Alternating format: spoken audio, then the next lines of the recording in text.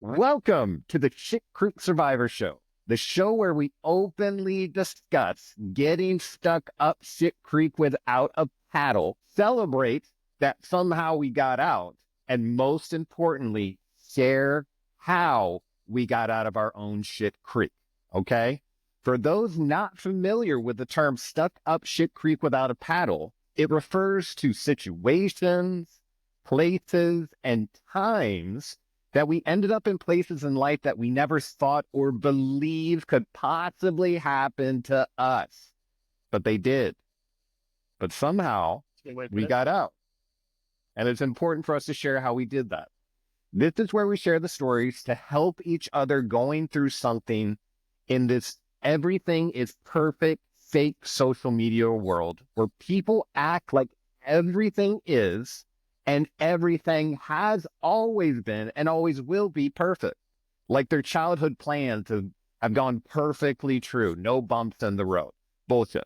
The truth We all have is we're bumps. Yeah.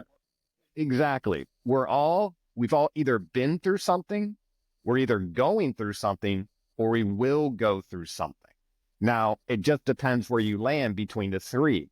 And the truth is, most of the time, we've got all three, right? We've already been through something, we're going through something right now, and we will go through something in the future. Okay? Let's quit BSing around, right? Yeah, and we're all going through it. So I'm joined by my friend and former police partner, Dennis Kaufman. Dennis, thank you for being with us. Sure. Here to help you, Of bro. course. I really appreciate it. And we've got a good message to share not to sound too cheesy, but hope. If you're stuck in something right now, I know it's hard and you feel like you're the only one going through it. I did. And I'm going to share my story with you, the good, the bad, and the ugly. And if it helps someone, that's great. And what we're going to start doing is receiving stories from other individuals and bringing them onto the show. And again, asking them what they went through, what they felt like when they were going through it, how they got out, and what they would recommend to another person if they ever got in that situation. Okay. So Dennis and I work side by side in the same car for a department in St. Louis County. And after you drive around for 12 hours straight for months, maybe even longer, eventually you start to run out of things to talk about. Eventually, the alpha stuff starts going away and you start talking about real stuff, things that are Get real. bothering you. Yeah. The walls go And down. The face masks come off. The protection comes up. You get to know somebody. You let them into your bubble, and it begins a bonding. absolutely trust. You start building trust. And we were in a unique situation where like we had to trust one another. Like I had to know you had my back. You had to know I had your back and that we were going home at the end of our shift and we were going to do everything to stay safe, protect the public, whatever we needed to do. Right. And so we found that by talking about these things, not only does it help, but it can actually be pretty hilarious talking about how dumb you can be out loud. I don't know if anyone's been to a therapist, but when you start talking about the things you're thinking, you start really hearing what you're thinking. You're like, what the heck?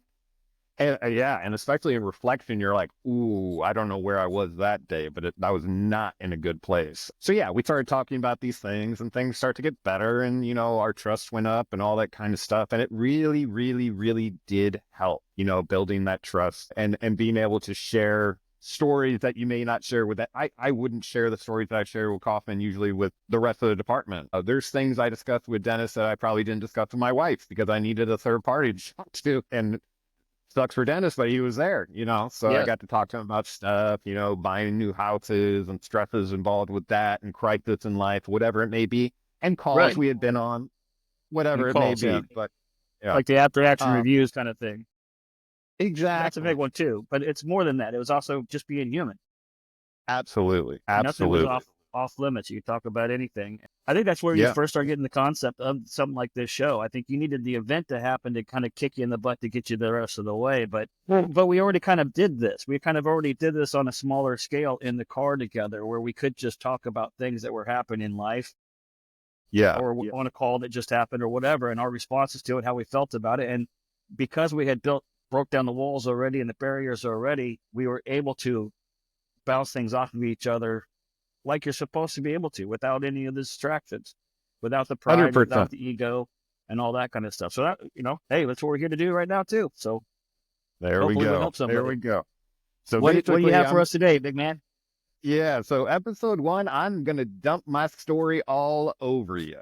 Okay. So I am going to be sharing my story of getting shot in the face, my struggles with PTSD following that, becoming a full-blown alcoholic, gaining 80 pounds in 12 months, being in a 5-week coma on life support, and having a near-death experience all in 1 year. How about that? Yeah, Oh, that's I thought you were going to. that's a mouthful. That is that all you got? That's it? That's all I got for this one. That's all I got for this one. But obviously, Okay. we'll be following up in Small the orders. next episode. Small steps, right? Small order. Small order. So I'm going to do my best to kind of explain to you kind of my story and how I ended up in a situation that I never thought I would end up in and how I became hopeless in a period of my life very quickly. And I had gone from being a police officer to basically rock bottom in to me, it felt like a split second.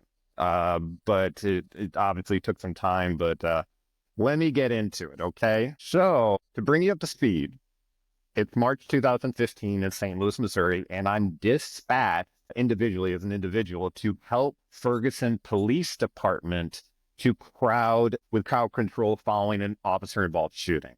Really what I meant to say there is that I was sent up there as a police officer from my own department to help a neighboring department that I was having issues with crowd control following a police-involved shooting that had happened in their community.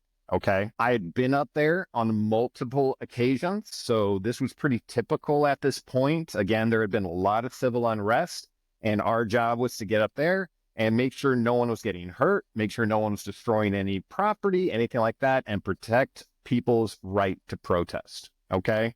Basically, the way it went is we stood on one side of the street, the protesters were on the other side of the street, and we just made sure no one got in the middle of the street because cars were moving and we didn't want people getting hurt and getting hit. Okay. So that's basically the assignment. I had been sent up there, no big deal kind of deal. And the night of my incident, I arrived at the Ferguson Police Department around like 11 p.m. and I checked in at the rear of the department. There's about 3 civilians and you had to give them your department name, your name, and your DSN, which is the number that identifies you within your department. So I give them that information. Yes, department service number. And they say, all right, go ahead and walk to the front. So I start walking to the front of the police department from the rear along a parking lot. And I get to the front. I find a commanding officer and I say, where do you need me? He says, just stand at the end of that line right there in the grass.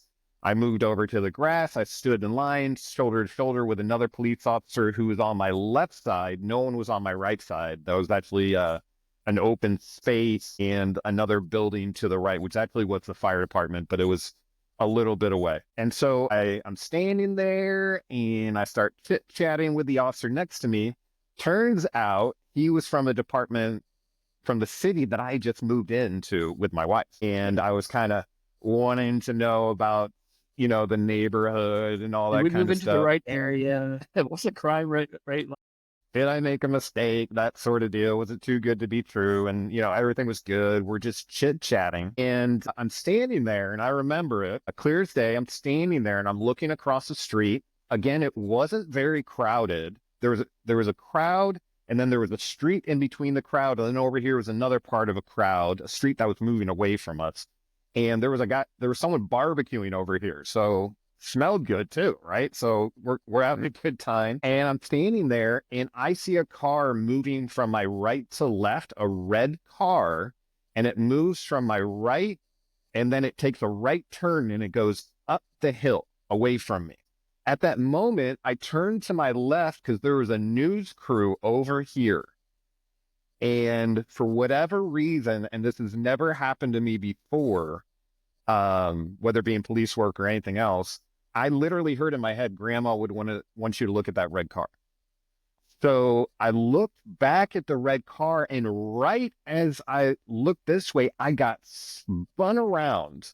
I got hit by something that spun me around, and I put my hand in my face, and I fell down to my knees, and I started hearing more gunshots. Boom, boom. And what's funny is, first off, I didn't realize I had truly been shot. I thought someone had snuck up on my right side with a bat. to tell you the truth, because it was like a solid hit. I always imagine like a bullet kind of like moving through you, but I don't know, not taking that much of an impact. I thought it was like a bat, like a blunt object. And I'm on the ground. I'm hearing gunshot. My butt is now facing the street because I got spun around. I'm on my hands and knees, and my butt's way up in the air. And as I'm hearing gunshots, what do you think I'm thinking? Please don't shoot me in the butthole.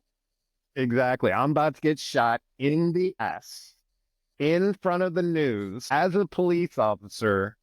Police officers were not liked at this time very much, especially, it is what it is, I'm just hoping I don't catch a bullet in the butt, let alone anything that dangles in between my legs. So yeah, right. So the gunshot stop, and I look down at my hand, and I've got purple blood covering my hands. And I don't know if you guys know it, but like when you cut your face, you get kind of like pinkish blood. No big deal. You know what I mean? It's just pink. You put some toilet paper on, or however you patch yourself after you cut yourself shaving, and then you move on with your day. No big deal. But when you see purple blood, it means that it's oxygenated blood. It's life-giving blood. So based on the amount of blood, based on the fact, well, first off, I looked up at the officer next to me from Kirkwood, and I said, did I just get fucking shot in the face? And immediately he started saying, officer down, into his radio. So I'm looking at this blood. It's pouring out of me. I just realized I've been shot in the face, and I just realized this is my time to die. So I really quickly said a prayer, something to the effect of, Lord, I'm thank you for my life, sorry for my screw-ups, and thank you for my family. And and I'm down, and I'm trying to figure out what's going on. There's a bunch of yelling and screaming. There was another officer who was shot. He's screaming. And what that did for me is kind of like increase the gravity of the situation. Like, this is for real. This isn't just me. This is someone else's down. What's going on here? And I figured, I believed 100% in my soul, this is where I end. This is where it all stops. This is where I am. Yeah. And the one thing that I do remember thinking as all that was happening was I should have loved more people. That was the first thing that came to me. Turns out I didn't think about what money, drugs, or rock and roll. Right. I just thought about my wife and my parents and my sisters, and yeah, it's really important stuff. Yeah, the really important stuff. Stripped and after down, I had all the other stuff is stripped down to nothing. Yeah. What house you're in, what car you're driving, what kind of clothes you had, that watch you had your eye on, the show you're going to watch that night. None of that stuff is there anymore. It's just it's all stripped down to basic necessities: love, family. Yeah. Should have loved more. I've since heard you never see a U-Haul behind a hearse.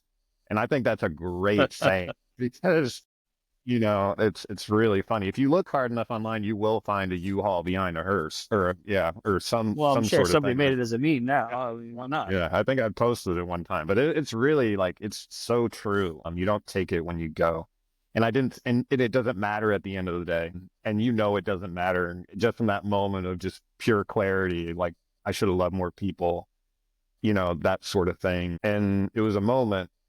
But then I realized, what about the petty argument you had with a family member at Thanksgiving a year or two before that? Or what about a coworker from either this job or another job where you didn't like something they said to you, or an argument you guys had, or nothing came to mind. Completely gone. Gone. Not how important. How do we live like that all the time? That's the question, because that effect didn't stay with me. Because I'm on the ground, I literally think I'm dying. Yeah. And then, so I've only got a certain amount of time. So I'm like basically getting the prayer in really fast.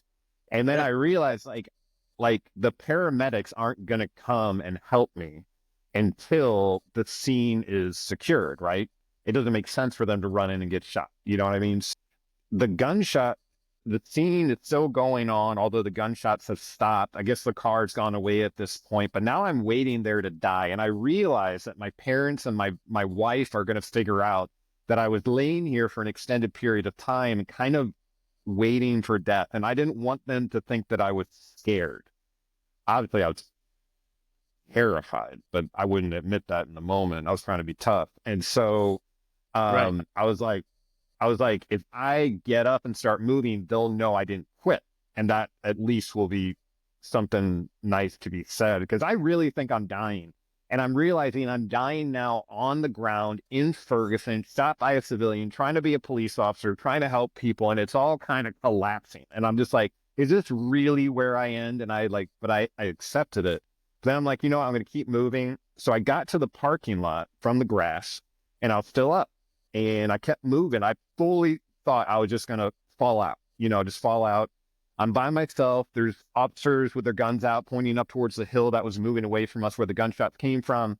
And I just keep moving to the back of the police department where I had checked in. And so I run up there. I'm like this. And I said to some effect, I think I said, I've been shot. I need help. And what they said was, you need to go to the back of the fire station. And even in that moment, I went, really? And if those people ever see this, I'm sorry for the way I acted in that moment, but I was kind of like, really? Like I was scared. I needed help. So I ran to the back of the police department. They had some stairway moving up to their back parking lot. I ran up the stairway past the paramedics, yelling behind me, saying, it's me, it's me, it's me. And I jumped in the ambulance and I said, let's go. And then we're on our way. Like you slid into home base. Yeah, well, kind of, because I don't know if most like first responders or military will admit it, but I had thought about the fact that I could die on duty. And if that were the case and I had some last moments, what I would do. And there's kind of like a short list. If I could do it in my last moments, I'd like to talk to my wife and tell her how much I love her. I would like to call my parents and tell them how awesome they were. I would like to, there's a couple things that maybe you would want to tie up, really quick, or just last utterances you want to make to the people you care about, because that's, again, all that matters. And so I get in the ambulance, and the first person I have them call, because, again, I think my time is ticking by the second, like when I'm about to go out. I go call my sergeant, and I hand him my phone.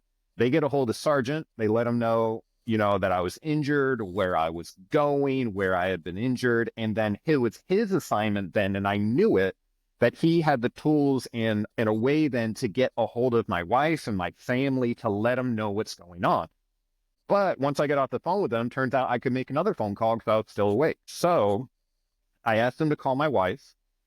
It's past midnight. Obviously, the phone's ringing. It goes to voicemail. Don't worry. I did not leave a voicemail saying, honey, I'm dying. Thank you for your love, or whatever like that. Because I think that would be a little traumatic. You know what I mean? Yeah. I don't know.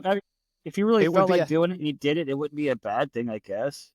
It'd be a hell of a thing to wake up to, like. But, I mean, a year later, 2 years later, what are we at now? 3 or 4 years later now? Yeah, I guess she could have had it. No, not 3 or 4. We're at 9. Shit, time just flies by with me. I'm losing track. My mind's going too, man. It's crazy. But you get my point. Like 10 years later, 9 years later, you survived. Having it would be kind of cool. 9 years later, you don't have it. You don't survive, and she does have it. It's still kind of cool. Like she could still hear your voice. Well, the problem with me is I probably would have told a joke or something like that, and then so that may not have gone over well. So. Hey, honey, guess why I'm crossing the road? That didn't happen. I can only do it once.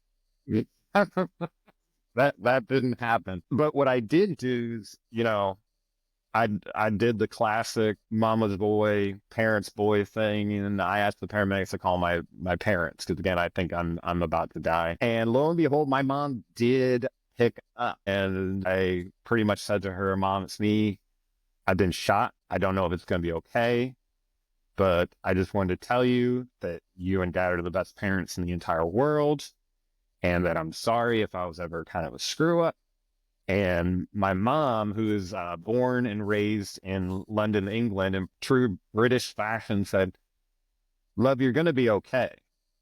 And I said, I know, Mom, but I just want to tell you, I love you so much. You're amazing.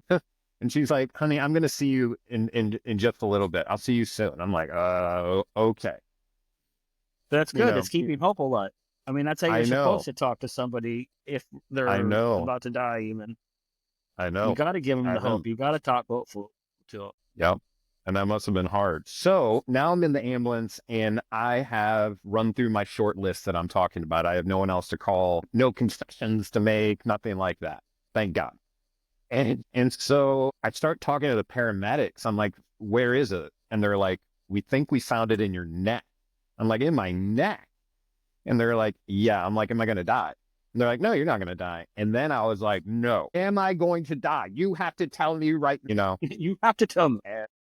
Yeah. So, I mean, I'm basically like threatening them to tell me that I'm going to die or else I'm going to hurt them or, whatever. And so like, and obviously that would never have happened, but it's, No, it's just the Karen moment of let me talk to your manager if you're not going to tell me if I'm dying or not. yes, It was just tell that. me, you You talk have me. to tell me. You have to. Sorry to all the I hope- Karens out there. It was like a Karen. It was Nothing like personal. a Karen. No. What does that make me? What is a Karen and a Kevin or a Karen and an Alan? Anyways, Yeah. that's funny stuff. But so I'm asking them to tell me what's going on, and Do the they? most they can tell me, no, not really. They're just like they're No, I'm looking not really at supposed to one either. another with, yeah, they're looking at one another with really big eyes, and I'm just like, this isn't That's good. not a good sign. And then they're like, all right, let's get all these clothes off. So they cut all my clothes off. I'm naked. It's March. It's freezing cold. So they put some sort of sheet over me. We arrive at the hospital. And what was weird about that is because I've got like my duty weapon on me. I've got my backup on my ankle. I've got department issued like taser. Taser, And I've got baton, my whole handcuffs, belt on me, which I'm responsible for. And now I've got people taking it, which kind of radio. gave me a bit of a, yeah, exactly. So I was like, I was looking at the paramedics, like, you have to make sure that they get this. And everything worked out and they did. And really quick, Turns out they're kind of I- professional at their job. they're kind of, yeah, they were truly professionals. I really, really, really appreciate what they did. I sure hope that one day they can hear this and understand that, like, in that moment, they provided what I needed. And that was that, like, hope. And, they helped me go through the list and they didn't like overpower me. They worked with me and like all that kind of stuff. So truly, guys, like amazing. And that's one of the reasons, like, I'm here and trying so hard, because I know that there was people along the way who really kind of gave it their all, as much as they could in the part that they played along the story. So again, guys, I really, really appreciate it. I even had him chanting, "You're not going to die." Like that's how much they worked with me. Right. So we get into the hospital. I'm like, well, I'm like, guys, you got to give me something. I'm like, let's just say it. You're not going to die. You're not going to die. And then by the end of it, I've got them chanting, "You're not going to die." So now we're going into the ambulance, we're going into the emergency room. And I'm like, okay, whatever, freezing cold. And we come around a corner and there's like 18 doctors standing there ready to go work on me. Right. This is pretty easy. It hit me in the head. So I imagine that's where they're going to be checking me out. Not so much. They had to do their job and their due diligence, but little did I know that meant like sticking a finger in my butt to make sure I hadn't been shot there. Thank goodness I hadn't. Checking every single groove and cranny and touch cliff. Can you feel this? Can you do that? Blah, blah, blah. Yeah, I got shot in the head. I can feel my toe, but like it speaks to them really working as professionals and going to work and basically going down the list. We got to clear they this have their whole checklist list to go through. Yeah, we got to clear this whole list as fast as we can, the best we can, so we know what to do. If this is time sensitive, this has to happen. So it did happen. They did a scan on me and they saw that the bullet had gone, well, it went through my right cheek and it really hit me where all this muscle is and where your cheekbone groove is. Yeah. It hit me right there. It did not enter my mouth, which is weird. I still think about that. It must have been like a perp. I don't know the angle that it hit me, but it went through here, through all this muscle, broke all the porous bone behind my ear, and then it traveled to the back of my skull where it deflected on the back of the skull down here, and it ended up in my neck where it came to rest on my carotid artery and jugular. And yeah, so they do the Not a scan. good spot for it to be. No, not at all. And so when they tell me that, what's the natural question? Well, what are we going to do? Right? How do you get it out? It doesn't belong there, so get it out. Exactly. And they proceed to tell me that they are not going to take it out, that they are going to just leave it in because it's in an area that they don't want to access and they feel taking that risk isn't worth it. And I In this said, emergency situation. right. And I'm like, Let's get sir, a specialized person to come in tomorrow or the next day in a couple of weeks, whatever it takes for the inflammation to go down. It turns out these doctors know what they're doing too. But I get yeah, you. I mean, at the time, you're like, no, it doesn't belong. You're going to send me home with a bullet in my neck? I bet. I yeah. bet that was crazy. I bet that was frustrating. But they said they weren't going to take it out. And Right. there wasn't even a plan. It wasn't even like a concept. Oh, And really? so I looked at, yeah. And so I looked at the doctor and I go, what do you mean? What's going to happen to the bullet? And this gentleman looked back at me and said, the human body tends to reject foreign objects. And I was like, what? So you're telling me one day I'm going to be itching my neck and I'm going to feel a little something and pull around out of my neck. And he's like, with a straight, mm-hmm. And I go, as cool as that sounds, that doesn't sound right. I'm like, It's a well, big it is pimple. what it is. You pop Yeah. it like a pimple and the round falls out. Yeah. Like, I mean, that would be awesome. Don't get me wrong. But I don't know. that, what if you, I mean, consider like what would happen? Like it's butted up to my carotid artery and jugular. What if I just get like banged there, like in a car accident or something Yeah. like that? What, I don't know, and again, I'm freaking out. I can't even believe this is really happening. And so he tells me the body tends to reject foreign objects. I'm like, are you serious? And he's like, yes. And then he asks me, would you like to stay in the hospital or would you like to go home now? I was like, I didn't even know that was an option to go home. He was like, yeah, I mean, there's nothing else for us to do. We're going to give you some, what do you give someone to stop Right. infection? Antibiotics. We're going to give you some antibiotics and we're going to give you some Tylenol Ibuprofen. codeine. Yeah. And then you're going to go home and you'll do a follow-up in a week with someone and we can talk about pain management or something like that, which didn't seem right. But so I got home and it literally had been less than 8 hours since I had been shot. And I'm sitting in my living room with my wife trying to figure out what just happened. Wrap It's your just head around so, it. yeah, I couldn't even get my head around it. Like it was so unbelievable that I was looking at people and I was going, I got shot in the face. And they're like, yeah. I'm like, am I dead? And they're like, Yeah. no. And I'm like, and I'll expand on that later in other episodes, but there was a period of time where I literally thought I was dead. Yeah. And so it was super confusing. And I think around like 11 a.m., I fell asleep. And that was my first encounter with, and I know it sounds crazy because it just happened. It can't be post-traumatic stress disorder immediately, they say, but that was immediately when I started having the dreams where I could Yeah. taste, feel, smell, mentally, No, physically, I mean, spiritually. it is PTSD. It's post the traumatic event. It's just 8 hours after the traumatic event, but it's still post the traumatic event. I think the bigger thing about PTSD really though becomes when it becomes abnormal. Right after the event, it's probably still normal to go over the events in your mind and to think about things and to try to figure out what went wrong or what went right and all that kind of stuff. That's what you've been trained to do all your life with everything, and it comes to especially the police department. Yeah. But it's when it's 6 months later, a year later, and it's still just like it happened the day before, and you're not getting any better. That's when it starts to become more of a concern. Right. And With you're, that time frame, and there's no exact time frame. It can be 2 months, it can be 2 years.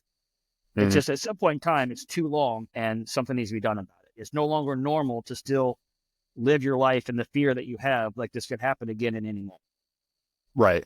Yeah, for sure. And But it's I digress. crazy because, Off your no, because path I there. didn't know anything about PTSD, or sometimes people prefer PTS, post-traumatic stress. Yeah. And Yeah, I 'cause they don't like literally thought I was, disorder or yeah, and they don't want to be labeled with that. And especially when you're in a position of authority or a first responder, military, whatever it is, if someone were to find out that you were struggling with PTSD, they would basically separate you from the group, make sure that you're okay and ready to work, and then reintroduce you back into the group. That's kind of like the way it works. I know that's a very basic way of putting it, but that's the way it happens. And it's, at the end of the day, if you say something that portrays you as not being fully capable of doing your job, you're going to lose it.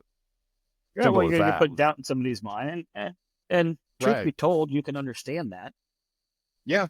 We're talking about the Yeah. trust issue of having somebody's back. If bullets start flying again, are you going to be able to react? But it's going to be even more than bullets start flying. I mean, it could be somebody about to fist fight somebody, and are you going to be able to step up and block the punch, or are you It going could to be just curl up in a ball going and to a not do anything? call.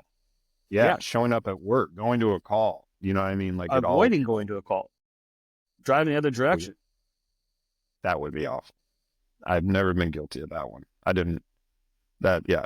Anyways, so back into it. I'm home. My wife, my angel, you'll notice this trend throughout the story. She actually found a plastic surgeon who was willing to do the surgery. When I met with him prior to the surgery and said, what's going to happen if you cut one of those arteries? He said, I'm going to put it back together. And I go, okay, good enough. So Nice confidence. a week later, they took it out. I didn't get to see it, but they took it out this way and then dropped it into evidence right then and there. The bullet was later analyzed. It matched the rifling from a gun that was recovered at the suspect residence. And later we were able to find that person and get a conviction later on down the road for the shooting. So that was good, right? But a lot had happened in that short period of time. It Did they did use help your knowing handcuffs to arrest him? they were not my handcuffs, but I have the handcuffs that were given to Okay. me by the officer who made the handcuff or who Who made made the the arrest? arrest. Yeah. I remember hearing a bit. I remember hearing that at some point in time. So that's a cool thing to interject in there. Yeah. And he was from our department. So it was really cool that he was able to track this individual down. And, you know, it just felt cool that he was there. It kind of made me feel more present in that situation. You know, Some closure. yeah. So in a week span, I did get shot. The bullet's now out. I believe they had him in custody within a week, which was helpful because I believe that he was going to come back or the suspect was going to come back and finish the job. I also believe that possibly other individuals, whether they're related to this person, friends of this person, or even outside people, it was a time and a place where police officers, that we were kind of a target. And so I didn't get a lot of sympathy. There were actually, a lot of cheers when people saw officers going down. And that's tough too, but knowing that, after a week, knowing that he had been taken into custody, that was fine. I still felt like they might still come try to finish the job, whatever it may be. I know that's just where my head was. And I spent basically every day staring out the window. My neighborhood was a one-way in, one-way out, and I had eyes on the entrance and exit. And I would look out the window all day. I couldn't. It was just I was so overwhelmed and confused with the situation, and truly believing that the danger was still present, but wanting Right. to hide that. Which, after the Yeah. fact, now looking back, hopefully you can see that that's still kind of a normal reaction. I think about Yeah. going to burglary calls. A homeowner's like, I don't feel safe in my house. They stole my TV. They can come back. Yeah. And, Yeah. and they would go stay in a hotel for a week. I mean, so yeah, thinking that they're hunting you is actually probably a very normal reaction for you to have. And like I said, this much time's gone by. Hopefully you've digested that part of it. Yeah. And He wasn't targeting you specifically. He didn't say, there's Cameron. That's the guy I want. And then looked at you with the sights. He just kind of fired blindly, didn't he? yeah, I understand that. Yeah. And But it it didn't took feel a it bit. felt personal to you because you had the pain. Yeah. You went through all the suffering. You went through all the angst and thinking you're going to die and have to call your loved ones and tell them goodbye and things. So you already went through all the personal parts of it. That's why it felt so Yeah. personal to you. Yeah.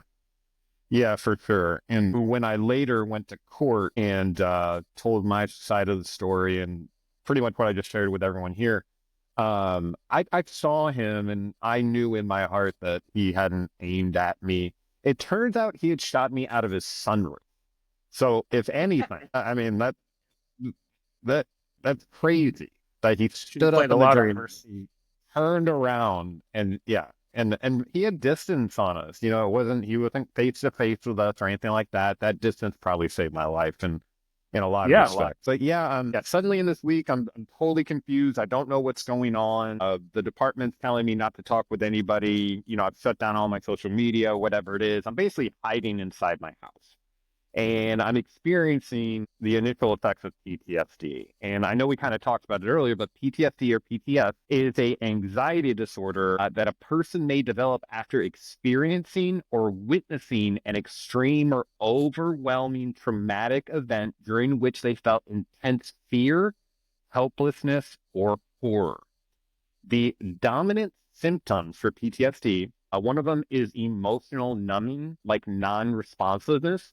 Really, what that means is there's going to be something going on in the room that you're in, but you're so engaged in the past experience that you don't even recognize that your child fell over or something like that. Another big one is hyperarousal. That's really commonly said irritability, but really what it means is you're on constant alert for danger. You truly believe that something's coming and you're looking for it. You don't want to be caught sleeping, right? hypervigilance is one of the words, one of the terms that I remember hearing. Yeah, In it's my past. Yeah, Hypervigilance. You know, and part of it is that hypervigilant. you're feeling like they could come back for you as well. That's part of it. And that you're watching your street, like you said, you're automatically identifying points of traffic, Yeah, flow, points of entry and egress, where they could attack you from. You're already thinking tactically how you can protect I know. yourself further. That's the Exactly. hypervigilant part. And yeah, you're gonna irritable. You can be irritable. Somebody can say something to you that shouldn't bother you, and all of a sudden you're like snapping at them because you're like, who gives a fuck what's on TV? I'm watching down the road to make sure somebody's gonna kill us. Exactly. Exactly. And not only are you're looking down the street, but you're looking down the street to see the person that's going to basically pull the pin on your whole plan that you've created. Like I basically told my wife at one point, because we had a fence that I could pull my truck behind. I had my truck pulled behind the fence. And I was saying, like, if we need to go, you're getting in the truck. I'm going to have a rifle. You're going to have the handgun. And we're going to go through here if it's blocked. So now I'm even think like crazy Yeah, things. Like if it's blocked, we're going here to the left. If that's even further blocked, we're going to have to bail out, cross the creek, run up the hill, like all kinds of just like fallout plans for things that I'm imagining in my head, imagining people wanting to come and hurt me, imagining every scenario, every scenario. ev- You start thinking about somebody knocking on your door that you don't want knocking on your door. 20 people showing up and blocking you in your driveway. Exactly. Exactly. And I'm even considering like if we get stuck in the basement, I'm educating her on fatal funnel. I'm like, this stairway, we own this stairway. You turn it. Yeah, that's the old crazy Vietnam vet stories type of thing, right? Yeah. Yeah. I'm just checking the camera really quick. I hope I didn't turn it off. Yeah, we're Oh no, good. I can still see you. Everything was running still good. Yeah. Um, Ugh. and so like I'm hyper vigilant. I'm looking down. I'm losing my mind inside. And definitely experiencing another symptom, which is avoidance. And that's efforts to avoid the thought or feelings associated with the incident. So that could be avoiding people, places, and things that arouse recollection of the trauma, the inability to recall an important aspect of the trauma, like a psychological amnesia, no interest in significant activities, things that you were, really excited about before. For me, it would have been golf and, hanging out with friends and, watching football games or whatever it is.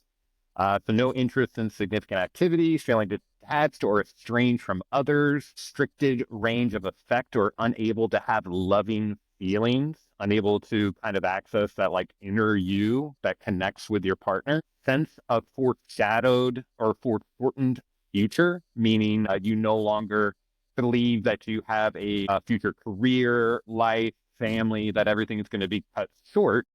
The sense And of impending doom. That was one the of the sense words. of impending That's doom. a And term I remember hearing as well, to put it into perspective or thoughts. Like, yeah, it's like something more than just the other shoe's going to drop and hit the floor. It's something really bad's about to happen. It's going to get worse yeah, before it gets better. It's yeah. over. I mean, this is, yeah, And you're explaining to other people why they should be scared, like your loved ones. Like you should yeah. be scared too. And yeah, that's tough because you 100%, 150% believe it to be true. So like your spidey senses are up. And one of the things I've said about PTSD is kind of your spidey senses are always on. So I've The explained a problem with lot that when I is do. it gets frazzled at the end because they're always Yeah. on, and then you're not as effective, and you get worn down, and stress starts affecting your body, and it's just downhill Yeah. effects from there, snowballing. And we create through our lives like this filter, you know what I mean, based on past experiences, personally into others, where danger is, where danger isn't. We're told as children, watch before you cross the road, there's And danger training here, comes into that as a kid, yeah, or even professional training in law enforcement or the military, things like that. You hope to rely on that training. you lean into it because you need that feeling, you need to know where you're going and everything like that. And imagine all of a sudden you start getting those bad feelings everywhere you go, and you trusted your senses 100% your whole life up to this point. And they've always worked before. So exactly. And it's and Like look at the car going up the hill. Grandma would let me look. There was your spidey senses going off before the traumatic incident. You're exactly. laying on training. Yeah. And it just felt like after that, I was like, my alarms were going off on things they shouldn't have been going off, but I couldn't help myself but respond, because when you're responding to true feeling, it's not a hunch. Like, is this weird? It's like, this is happening, like, like Yeah. jumping all over it. But so I definitely leaned into the Dirty Harry John Wayne way of handling it, and those ways are starting to go away, and I'm super excited about that. But really what I tried to do is be quiet about what was going on. Drinking definitely helped. It was basically like my Self-medicating. pause button. Yeah, self-medicating. Because I didn't even know if I was alive at some points, right? And right away, That's an I do go important to the, thing too. I'm glad you're going to get back to it. So don't forget it, because yeah, it can't yeah, be stressed enough. Like you really feel like you could be dead, and this is purgatory, and this is just how it goes, or this is the beginning yeah, of hell, and this is just how it goes, that, and your yeah, mind just really doesn't know any different, and it can't really differentiate between those realities in some levels. absolutely. It's kind of scary. It's super scary. And I know it was scary for my wife now that I'm talking about it, because it's taken a Oh yeah. long time to get this healthy. But for me to be looking at her and saying, like, am I dead? And then her saying, no, Cameron, you're not dead. And I go, that's exactly what you would say if I was dead, and I've been drinking. So that must have been kind of a stressful time, I'm sure, for her. But I truly believed it to the point at my worst within that first year period. There were times where I did hold a gun to my face. It turns out the bullet that hit me was a 40 caliber full metal jacket. So I got myself a new round and I loaded it up, and I thought to myself, if I shoot through, it'll prove that I'm alive. What? How does that even make sense? So I'm losing my mind, right? And at the same time, the department is checking on me. It's been a couple months now. I'm struggling. I'm on medication. I'm on antipsychotics. I'm drinking. I'm going to therapy twice a week, like mental therapy, talking with a therapist. I'm also going to physical therapy because my jaw got all screwed up. Right after I got shot, my face was like swollen out to here. So I had to kind of like and get all this muscle back to where it needed to be. And like range of motion was a big thing. On the And so, yeah, on the psychologist, the talking to the psychologist at the very beginning of the first of all this, especially when you're still hyper vigilant and you're really struggling with the thoughts of maybe even actually being dead already. How receptive were you to actually talking to that person? not at all. I bet not. I bet you were like, I'm good. I'm ready. I'm good. I don't need you. I can do this on my own. Yeah. It turned out that the psychiatrist, the one who prescribes the medications, he also worked at the VA. Actually, he ended up leaving his practice to go start with the VA, but he had worked with a lot of veterans and officers. And he looked at me the first day. He goes, all right, I know this is tough right now. I can do one of two things. I can numb you out using a certain medication, or I can stabilize you and get you to the point where you can start processing what has happened to get you back to good. And I chose stabilize me. Sometimes I'm surprised because drugs would have been The numbing sounded more appealing, probably in some regards. right, but That's what why had you're drinking. happened, That's why you're self-medicating with drinking, was to numb yourself. right, and what had happened is through law enforcement, like I had seen the effects of opiates on people, and like Okay. I had seen people taking what's the go-to for a lot of people, but for some people, no, the actual prescribed one, Like Adderall Ambien, or something. yeah, Ambien. Ambien. Yeah, so like he would have either given me that or he gave me something to kind of stabilize. I chose to stabilize, and that kind of started me down a road. I take a lot of medications. I mean, I still take a bunch of medications, but I do what I got to do so I can get healthier, and it has worked. I know there's a lot of people out there, and we're going to talk about it in the future, but it definitely worked. But anyways, at this point in my journey, I'm going to I a think real mental quick, therapy. the personal part to put on that is it worked for you, but you were also ready for it to work for you. Yeah. So it can work for other people, or it may not work for other people. I mean, those are all possibilities, like you said, we can talk about later. Yeah. But I One of the just like, things I did have to do because I was kind of resistant to it, and especially the idea of like finding my 6 bottles of whatever and being like, all right, what do I take? My wife looked at me again, my angel, and said, if I get you one of those trays and I line it with your medication, will you take it? And I said, yeah, I can do that. And yeah, that's what we've done ever since. She still actually loads my trays. I got 2 trays. So you can do 2 weeks in advance. It's amazing. But anyways, that was the only way I could get my head around it. kind of like Like the if little pill tablets. yeah, they're like it's got like an AM and a PM and the trays, they flip up, all that kind of stuff. When you travel, you got to tape them over so they don't open up in your bag. So I'm doing all that, but I'm struggling. I'm not doing well. I start noticing that my drinking is getting to an excessive point. I, in a way, was like, I'm allowed to drink this much because of the pain I'm in. That was a bad idea. I shouldn't have leaned into that. But I absolutely thought I had the right. I also didn't know if I was alive or dead. I was super depressed. I'm telling my department that I'm okay. And then 10 months after I was shot, I was called by the department chief and patrol captain to meet him at a restaurant. Met him at the restaurant, and they let me know that if I wasn't cleared in the next 30 days, 100%, that I would be relieved of duty. And so I thought for a second, we hadn't even ordered food. And I said, what about my FMLA, which is your family medical leave? And that usually guarantees you're going to have 90 days. And they said, well, that started 2 months ago. And legally, they can do that. We had a lawyer. We checked with the lawyer. They can do that. It's unethical. But because I looked at him right in the face, I go, there's no way I'm going to be cleared in a month. And so basically, I found out in that moment I wasn't going to have my job. So I decided that I didn't care anymore. I'll just drink more. I'll drink more. And in a way, it kind of made sense. At the time, it does. I mean, I don't know. It's I've done some of the same stupid stuff, so I get it, and other people out there have too, so they'll get it. I wondered and thought about how much easier it would be if I had just died, which is kind of depressing. And I thought about self-harm.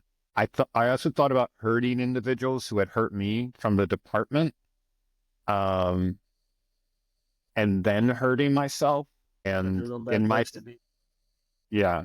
And in my state of mind, I thought it made sense. I actually thought it was the right thing to do. There was a particular individual who I believed that I had the right to wait at his house and attack him, if you will, and make him explain to me why cutting off his ear and me keeping it was the right decision. And being in that place of total, just like aggression. Wow, that's dark. Yeah. And being in that place of total aggression and like dominance and like, I'm going to die and I'm taking you with me, like that, like it's the darkest place I've ever been in my whole life. Well, I mean, Ever. isn't that essentially what's happening? And I don't get too religious or whatever. Maybe we can get more religious later if you want, or whatever you're into it with. But first off, Jesus is love, right? When you're dying, you thought you didn't love enough. You didn't have enough Jesus in your life. Now that you're talking about you're so depressed and drunk, and it made sense that you could take somebody's life with you as you go because you're going anyway, right? Wasn't that what the devil's doing? The devil's fate's already sealed. He's already the fallen star. He's taking as many people as he can with you. So you want to break Yeah. down things to the basic level of humanities and who we are, where we're built up. It's love and hate, good and evil, God and the devil, however you want to word, whatever religion you want to go to. But That's hard those to are some remember. basic things. Those are some Yeah. basic things, though. And so when you're faced with love or death, you thought it was over. You're thinking about love and who you didn't love enough. Now that you're Yeah. trying to process it and you're in the dark spot and you're trying to self-medicate, you're going to completely opposite direction. Yeah. And you're embracing it. You're embracing it. Yeah. Yeah. That's crazy, isn't it? Yeah. And there was we're going to end up talking about this a lot because I'm going to make fun of myself a lot, but I mean, it's just amazing the places that you end up that you never thought you could. I truly believe, that after I got fired and all that kind of stuff, I was the biggest loser in the entire world, and my wife would be better off without me here. Okay. Right. And, I'd be less of a burden. So that was a big thing. And I was putting on a whole bunch of weight. I had gone from like 220 to 300. I am just destroying. I'm basically killing myself slowly with alcohol. Right. And Yes. my wife tried to get me out of it, and she took me on a trip right before the anniversary of the shooting to Tennessee to Gatlinburg. That was okay. We had just gotten back the day before, and then it was the anniversary. And the whole day I spent pacing my house, just pacing, not drinking heavily, actually. It was kind of like, doing a little bit here and there. And then I went to bed, and it wasn't late. It was like maybe 9 o'clock. And Kate, my wife, went into the bathroom to get ready for bedtime. And she came out, and I was having a seizure in bed. I had never had a seizure in bed, but I came out of it. I had never had a seizure at all, but I came out of it, and she looked at me and she goes, "You just had a seizure." I go, "No, I didn't." And then I had another seizure. And she goes, "You just had 2 seizures. I need to call EMS." You better not call EMS. Then I had another seizure.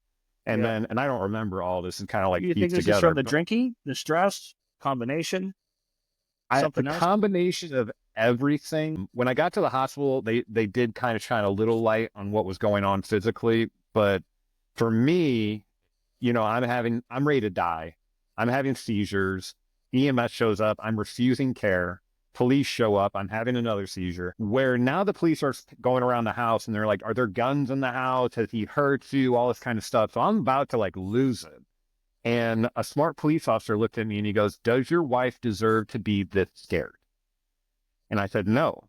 And he goes, "Well, then will you please get in the back of the ambulance and just figure out what's going on with you?" And I said, "Fine." I had a seizure out to the ambulance. They took my blood pressure. It was like 220 over like 120. So they think I'm about to have a stroke. I keep having seizures. They get me to the hospital. Again, I stop cooperating. I tell the hospital security guards that it's going to be a long night. And they're about to sedate me. And one of the doctors comes by and says, "We need to get a scan on his head." And they're like, "No, he's just an idiot." And the doctor said, "No, we need to get a scan on his head." And they scanned my head, and they found out that I actually had Press syndrome in that moment, which is the pressure within your cranium is so high that it actually squeezes your brain and you have a seizure. Wow. Yeah. So that was going on. But within 24 hours, I went into alcohol withdrawal. So I was still sedated. I went through, I think, 3 days of withdrawal, like medicated. And somewhere like in those 3 days, I must have like choked or aspirated or something. And I then had pneumonia in one lung. Then I had double pneumonia. And I was placed into a 5-week coma where my right lung collapsed. I was, if not the sickest person, they said I was the sickest person in the hospital, but I don't know if that's true. But I did have a nurse assigned to me, and only me, 24 hours a day on a ventilator, all that kind of stuff. And mind you, while I'm in the coma, no, you are not totally asleep. I was having PTSD dreams while in a coma. That means I had no break. Bam, death, destruction, being let down. My department basically, like all kinds of like emotional stuff. And when I would wake up, I would try to pull that tube out. And so now they had me strapped down to the bed. So I'm totally strapped down to the bed. I'm fully incubated. My shoulders like separated, but I can't tell them. My pelvis is in the wrong place, but I can't tell them. So I'm in a tremendous amount of pain. Yes, they're doing turn teams, but whatever. And I'm literally praying to die. I had no real relationship with God at this point because I had totally turned my back on him after I got shot. You know, like I had just ran away from anything having to do with God. The world was a messed up place, and this is just screwed up, and I just want to die. I want it to be over. And I'm in this darkness. I remember I was having these dreams, and suddenly I was in this as black can get, like darkness. Can't even see your hand in front of your face. And there's nothing, just nothing. And I could hear things kind of like moving around, and I actually heard laughing in the darkness, which was really creepy. The next things that happened have changed my life. I suddenly saw in the darkness like a pinprick of light. Pinprick of light. But if in total darkness, a pinprick of light is piercing. And I focused on that light, and I did say, Jesus, please forgive me of my sins. And the light got bigger, and the light got bigger, and the light got bigger, and then the pain, all physically, spiritually, and emotionally, disappeared. Gone. Like it never even happened. Like I couldn't even remember it. And I was warm. Like it didn't even exist. Never happened. Yeah. And I'm in the light, and it's warm, and all I can feel is love. That's all I can feel is love. Just love, love, love, love. And I realize I'm holding someone's hand, and I look to my right, and whose hand am I holding? My grandma's. Oh, grandma. Grandma. So I'm holding grandma's hands, and there's a golden road in front of us, a brick, and I look in front of us, and there's couples of people walking. There's an adult holding a child's hand. And in the scenario with me and my grandma, I was the child, she was the adult. And I looked to my left from the brightness, and I saw gray. And then I looked behind us, and I saw total blackness, except I saw people floating in the darkness. And I remember someone who was in a hospital bed, and then there was other people, and you could tell they were in pain. And I turned back to my grandma, and I said, how is it they're so close and they don't know that we're right here? Like free from pain is right here. How is it they can't see us? And that's right when I woke up to my angel wife slapping me in the face, who had gone against the majority of people's wishes and had pulled the tube, even though I could have died. They weren't sure if I'd survive. But at 5 weeks, that's when your brain forgets how to breathe, that actually your body is like lazy. If I stop using my right arm, my left, it's going to deteriorate, right? It's going to, what's it called? Atrophy. Atrophy. It's going to atrophy. It's just going to eat itself up. Exactly. If your brain feels it doesn't have to do something, it will stop doing it, including breathing. So that's how you ended up like plugged into the wall for a very, very, very long time. And my wife said, that's not what you would want. Let's take the risk. So they took the risk, and I woke up to her slapping me in the face for 8 hours, telling me to breathe. I couldn't breathe without her. She had to tell me in, out for 8 hours. And there were struggles because they're sitting there thinking, if this fucks up, we got to get him back on the ventilator like immediately, right? Yeah. So it's like a struggle where you got the whole crash team there. Yeah, they're deciding for you. They're like waiting to step in. You know, will he make it, or are we going to jump in? And I made it. And unfortunately, as soon as I woke up, the pain was back. Yeah. Physically, spiritually, emotionally. My anger was also back. I'll admit it.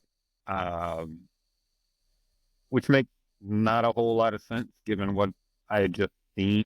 But That's what God needed to do for me to at least open the door. Because in the next episode, we'll be talking about how I got out of that and Yeah, what I you're had to just now up do. shit creek. Yeah. You So, just now got I'm, up shit creek. We yeah, haven't even I got am you out up. of it yet. I am up there, like hardcore. I've gone up a couple turns, twists, Yeah, whatever it may be. And you I'm got just sitting there thinking, you got out and pulled your raft even further up shit creek yeah. And I had for a whole year. literally, I had accepted that what had happened, the way I had handled it, which I was very shameful, and sometimes I still am, very shameful of, Yeah, leaning into the alcohol and hiding and that sort of stuff. and the It's hate. just, and the hate, oh my gosh. And it You just, embrace the hate. Whenever you buy a new car and you're driving around, it looks like everybody's driving that same car. yeah, You start yeah, seeing it everywhere. yep, It's the same thing with hate. You just keep thinking about hate, looking for hate everywhere. That's all you're going to experience. That's all you're going to feel. It's going to come out more and more because you're speaking into existence. You're looking for it almost. absolutely. Even subconsciously, you're looking for it and that's all you're doing is thinking about the hate parts and stuff. So And yeah, I believe, think good and breathe good. yeah, and I believe that what had happened and the way I felt about myself and how I had handled it defined me. Yes. And that this is me. I will be the guy who, after not dying, being shot in the head, Will die coming off the wasn't able to, ventilator now I'm on a ventilator. a year And later. then when I wake up, I'm still pissed off. Like, now I look back at it and I'm like, come on. But the problem is when you're in the fire and people are telling you, get out of the fire, you're on fire, you can't hear them. All you can think about is the pain. Yeah. All right. I'm gonna So, set you on fire. I'm gonna set somebody on fire. yeah, I want somebody else to feel this. I'm gonna set somebody else on exactly. fire.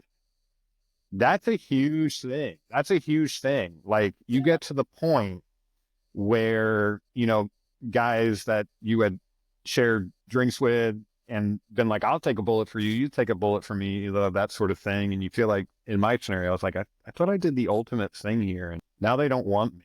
So I was just super depressed and Yeah, it's just very, logistics. I mean, at the end of the day, yeah, they can't keep you on the books after so long. But I know. whether they did it the right way or the wrong way or whatever is another debate too. But you have to be forgiving and moving forward, right? That's the big key of the message. You can't. It's not the people that was most upsetting now that I've had a lot of time to process it. It's seeing your career, the one that you wanted, go away. And out of your control. And you're just like, come on. You know what I mean? Like, Yeah, you have no control over it. Like it's like right there. You can't stop. but anyways, so we had a couple laps. We had a couple laps along the way today, which is exactly why we do this shit. All right. Yeah. I heard Jelly Roll talking about an AA meeting that he attended recently, and there was a person who raised their hand for the first time saying, I need help, which is basically when you ask for the white chip. The white chip represents that you have a burning desire to get sober. And someone did that. They said, I had a drink this morning, but I do have a burning desire to quit. And this old guy walked concert behind. No. It was at an AA meeting that he at was an actual AA attending. meeting. Okay. Yeah, before an event. I think I heard he goes to them sometimes to kind of just, ground himself and touch base and like all that kind of stuff. I'm not sure where he's at in his like sobriety journey or anything like that, but he did say, and I have seen this going to AA meetings now, is he said an old guy walked behind that individual who was basically raising his hand in a cry for help, saying, I have a burning desire to quit. He said to that individual, it's all right, baby. None of us came in here on a winning streak. I like that. And just by saying that, not only did those words help that individual, but his presence, the ministry of presence, lifted that person's spirit and let him know that he's not alone. That's why we're here. We're going to create a community of support. You can check us out on www.shitcreeksurvivors.com. gmail.com. I'll have the episodes on there. And you can also reach out to us with your own stories of overcoming obstacles and getting out of your own sick creek. You can reach out to us at sickcreekpodcast@gmail.com. We're so excited to hear about people getting stuck, admitting they didn't have all the answers, and getting themselves out of it. The next episode, I'll be talking about how I bounced back that following year and what it took, the things I didn't want to do, but now looking back at it, I know I wouldn't be here without doing them. Kaufman, you got anything special to send these folks off with after this first episode? Okay, go with peace, go with love in your heart. Help anybody you can help out. If you can help out somebody, if you need help, don't be afraid to ask for it. I love it. Well said. Love you, brother. Love you too, man. Have a good day. See you next one. Bye.